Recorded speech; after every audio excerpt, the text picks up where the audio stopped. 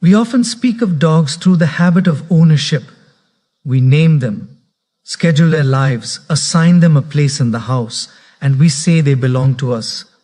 But if you pause for a moment, that language begins to feel slightly off, because anyone who has truly lived with a dog knows that whatever is taking place there does not sit comfortably inside the idea of ownership. It is something closer to a relationship than a possession. Those who have encountered what they might call a soul dog know this immediately. There is a bond that resists explanation, just steady, unmistakably real. In a world where human beings so easily hurt one another, where trust is bargained, loyalty offered only when it is safe, and affection given out in careful portion, there exists a creature that seems to move by an entirely different rhythm. A dog does not calculate. It does not compare. It does not stand back to see whether love will be returned in equal measure. Its presence is not strategic. It is simply present. And this leaves us with an unsettling thought. If such a way of being exists so close to us, walking at our side, resting at our feet, sharing our ordinary days, then perhaps the deeper question is not why we keep them, but why we were given them at all. Why out of the vast movement of life it would choose to walk so closely beside us. To understand what it means to have a dog in your life, we may first have to let go of the idea that a dog is a pet. The term itself performs a subtle reduction. It classifies, organizes, and implies ownership, something to be managed, trained, perhaps optimized. Yet this framework fails to account for what is actually taking place. A dog is not merely an object within one's life, but a mode of existence, a different way of being placed beside your own. And this contrast matters because human beings tend to inhabit a divided condition. We are rarely fully present where we are. We exist partly in memory, replaying what has already happened, and partly in anticipation, imagining what might come next. Most of the time we are not here at all. A dog, on the other hand, appears to live almost entirely in what is happening. There is no visible concern with who it used to be, no evident anxiety about who it must become, no personal narrative being quietly maintained in the background. So when you sit next to a dog, something rather unusual occurs. Two modes of consciousness meet. There you are thinking, commenting, explaining things to yourself. And there the dog is simply responding to what's happening. The dog isn't asking, "Am I enough?" It isn't wondering where this relationship is going. And when it looks at you, it isn't measuring you against who you used to be or who you think you should become. It meets what is there.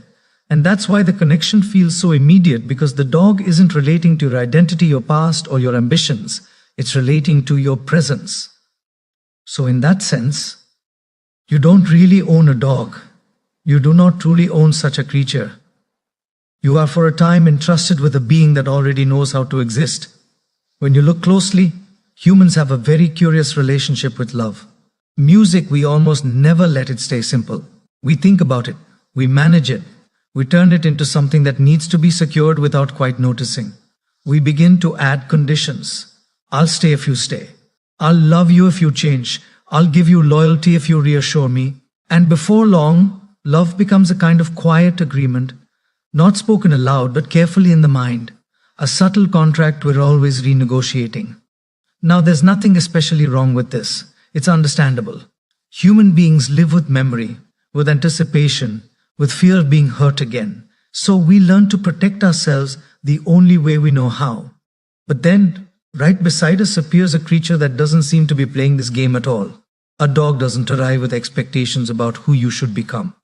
It doesn't seem concerned with your reputation, your past mistakes, or your plans for the future. It doesn't love you because of something. It simply loves, not as a virtue, not as a moral achievement, but as its natural way of being in the world. And this is what theologians have always pointed toward when they speak of grace. Love without prerequisite. Love that does not need to be earned, justified, or explained. A dog lives in this state effortlessly, which may be why dogs make poor theologians. They don't need belief systems. They don't require doctrines. They are already embodying the thing religion struggles to describe. So perhaps God did not place dogs beside human beings to teach obedience or responsibility, but to set beside us a living reminder of what love looks like before conditions ever enter the picture. Not an idea, not a rule, but a presence. In this sense, the dog becomes a kind of spiritual anchor. Seen from a deeper angle, dogs prevent human beings from floating too far away into the world of their own ideas. We are remarkably good at living inside concepts, inside explanations, conclusions, and stories about ourselves, while forgetting the simple fact of being here. Now, many spiritual traditions speak of awakening in very modest language, not as a flash of light, but as presence, as a willingness to stop arguing with what is already taking place, as a gentle trust in this moment, exactly as it appears. And this, of course, is where the dog has always been. A dog does not rehearse grievances. It does not construct a memory palace of wounds. It returns almost immediately, even after pain, not because it is unaware, but because it does not live by calculation. The dog does not punish absence. It does not withdraw affection as a lesson. It does not interpret vulnerability as failure. This is often mistaken for foolishness, but it is not ignorance. It is not naive. It is a certain clarity of heart, a way of meeting life without armor and without delay. Human beings often notice this and say half-jokingly, dogs are better than people. But the deeper truth is more unsettling than that. Dogs are not better than humans. They are what humans look like when fear has not yet learned how to take control of the heart. And this is why losing a dog hurts as deeply as it does. The grief often feels out of proportion, almost embarrassing in its intensity. But that's only because the bond itself was never built out of words. You didn't love your dog through ideas, you loved through rhythm, through routine, through presence, through the sound of familiar footsteps, through touch, through shared silence that didn't need to explain itself. So when a dog leaves, you don't lose a story. You don't lose a role or a narrative. You lose a way of being. It is as if innocence itself has slipped away, leaving behind the absence of something that once required no explanation to feel safe. This is why people often say, he knew me better than anyone. And what they mean is not that the dog understood their opinions or their history or the character they present to the world. A dog never knew your persona. It knew your tone, your breath, the subtle shifts in your body when you are anxious or at ease. A dog knows when you are unsafe with yourself, and it stays. So the grief is not only for the animal that is gone, but for the self that once knew how to settle without defense or justification in the simple presence of another living being. That is what is being mourned. Not companionship alone, but unconditional safety experienced without words. Eventually you notice something that doesn't quite sit right. Why does a creature like this pass through life so quickly? Why does life allow something so transparent to remain only for a while? But perhaps this is not an accident. Dogs do not break our hearts by mistake. They break them by design. If love never ended, we would treat it casually. We would confuse it with ownership. We would assume it belonged to us. But because it ends, love is revealed as something else entirely. Not a possession, but a participation. Not something we keep, but something we enter for a time. A dog's brief life quietly teaches what no philosophy lecture ever quite manages to say. That presence matters more than duration. That depth is not measured in years. That grief is not a failure of love, but its price. We often imagine grief as the opposite of love, but in truth, grief is love that has nowhere to go. In this sense, dogs are not meant to stay forever.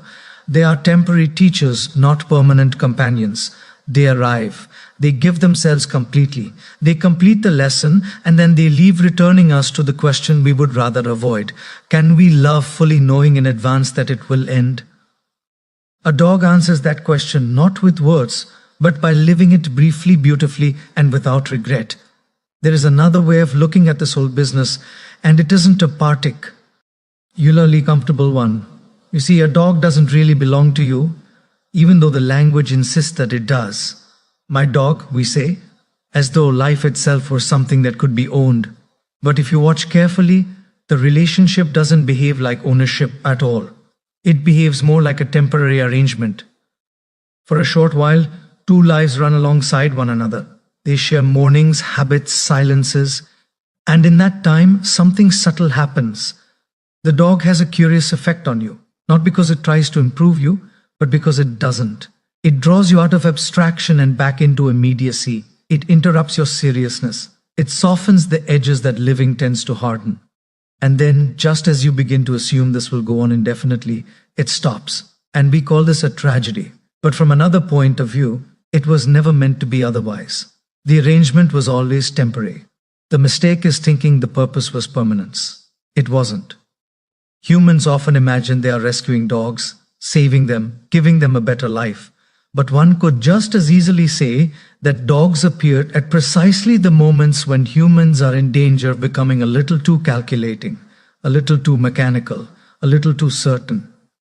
And when that danger has passed, the dog goes on its way quite naturally. And perhaps what matters most isn't the dog at all, but what its presence keeps pointing toward. When your dog looks at you, tail moving, eyes open, completely unguarded, there is no calculation there, no request, no plan. It is not asking, will you protect me or will you stay? It is asking something far more difficult than that. Can you live like this too? Can you arrive without armor? Can you stay without guarantees?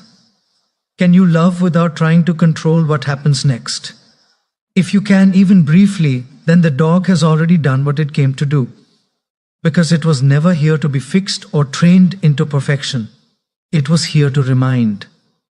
If God could speak through a dog, it would not argue.